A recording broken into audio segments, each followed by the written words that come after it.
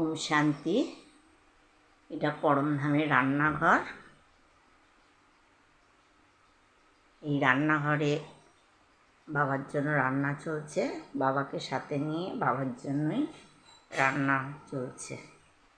সম্পূর্ণ শক্তি তার কাছ থেকে নিয়ে, ভরপুর শক্তি নিয়ে পরমধামের রান্নাঘরে রান্না চলছে। বাবা বলছে যে জ্ঞানী হও, যোগী হও, ভোগী হয়েও না।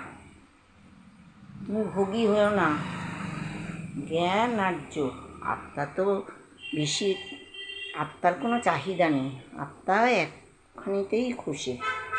চাহিদা তো মানুষের মনের মধ্যে। আর বাবা বলছে যে তুমি জ্ঞানী যোগী হও, ভোগী হয়েও না। ওম শান্তি।